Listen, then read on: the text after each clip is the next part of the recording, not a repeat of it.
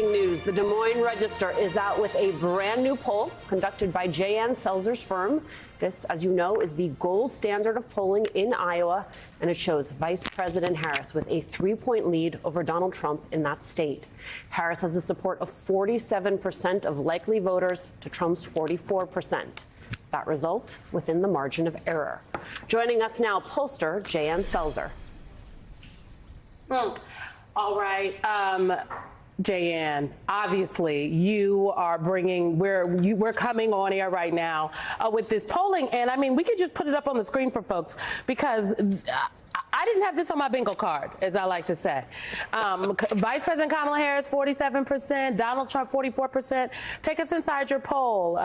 What is new here? We know that there's a majority of Iowa men in this poll that say they prefer Trump. A majority of women prefer Harris among likely Iowa voters. This seems like something is happening. It does seem like something's happening. Now, we've been living with the numbers day by day as we've been gathering the data. So we've had a little bit of time to get over the initial shock. You know, Iowa is a very Republican state. There's only one person at statewide office or federal office who is a Democrat. So to have the presidential candidate lead by a substantive margin was shocking to begin with. One of the reasons she is leading is because of her strength with women generally, even stronger with women aged 65 and over. Her margin is more than 2 to 1. And this is an age group that shows up to vote or votes early in disproportionately large numbers. So it's a bit of the boost that Kamala Harris has gotten this time. You know, for me, this is very telling of a lot of the effort and the importance of a little thing called ground game. And when a campaign coming in with 107 days to make the case to communities across the country, and we know the importance of communities like ours. Iowa is a bellwether, particularly as you get closer to the election, as it is in the beginning, right? So here we are at the end.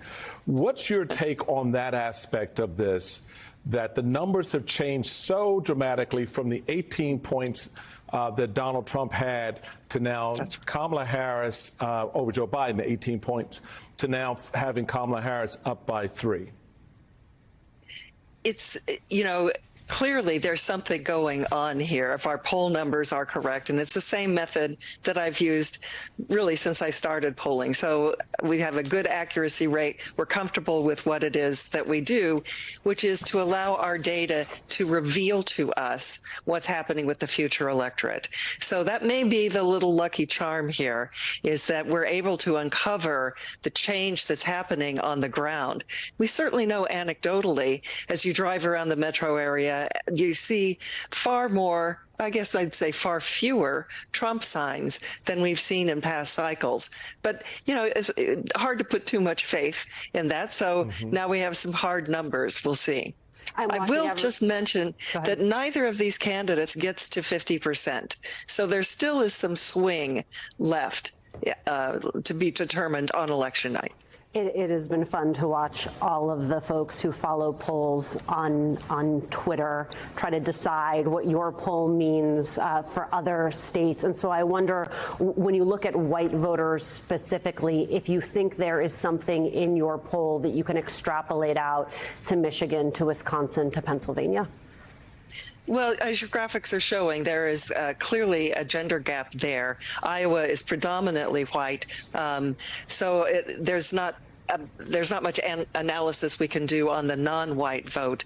But I think what it does say is that polls that are deciding that they know what the future electorate looks like may be basing it on past electorates. And in some cases, that would give Harris an advantage, and in some states, that would give Kamala Harris an advantage, or some would give Donald Trump the advantage. So we'll see how that plays out.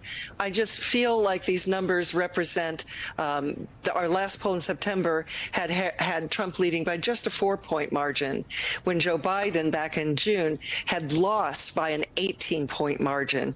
So we're certainly seeing an upward, almost linear shift in the Democratic strength in Iowa. You know, Jayanne, I just want to note that the only Democrat elected statewide in Iowa, Rob Sand, when your poll came out, he texted me, and Rob has been saying for a very long time, he is the state auditor, that there have been many close losses in Iowa, and Iowa is, in fact, a place that's in play for Democrats. And this poll, to me, indicates perhaps Rob Sand is right, you know, by putting in the work, infrastructure, as Chairman Steele just noted. Have Democrats made Iowa more competitive because of their presence there, and also the issue of reproductive rights? Because that was something that bubbled up on the ground throughout the state, namely led by the governor herself. Right. Well, I would mention that Rob Sand is that one Democrat elected statewide. So he's got his finger on the pulse of what's happening in the Democratic Party. As we were trying to determine, you know, this is a very short poll because there's no time left to write lengthy stories with lots of data in them.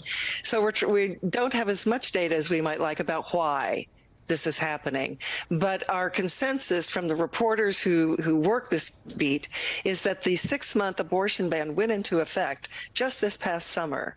And so I think as Iowans are starting to see the consequences of that, I think it has gotten people interested in voting.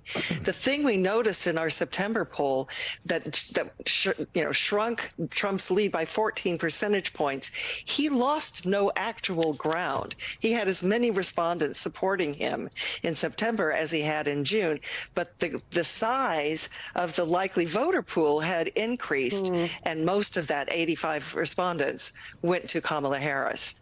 So Jayanne, let's talk about sort of the why, because that's the world I like to live in as a former party official. Is okay, why are voters doing what they're doing? Organization, as we just talked about, you and Simone, you know, that sort of planning that is all good and smart. It's all critically important. But the why narrative tells us a lot of the inside thoughts of the voters. And there are two aspects of the messaging here that feeds into the why. For the Trump people, the narrative that they tried to get up and out in front of voters was, are you better off, right, than you were 4 years ago? For the Harris campaign, it was a different kind of approach. It was, okay, I want you to size the two of us up. And you tell me which one you think is going to be better suited to take care of the nation's interests over their own. And I'm curious as you look at them, I'm sure you're going to peel back on these numbers a little bit more, but do you get a sense of the why in that space that the voters looked at the messaging here as a way to sort of the carrot that led them to where we are right now? Well, I think that question about are you better off, that people tend to think, well, that's your pocketbook. There are other ways that people are not better off. And again, I go back to the Dobbs decision and the 6-week abortion ban, which put women of childbearing age into a danger zone, some might feel it's that way. The thing I need to point out, and it was pointed out to me by one of the Register reporters, is that this change, I think, is largely organic.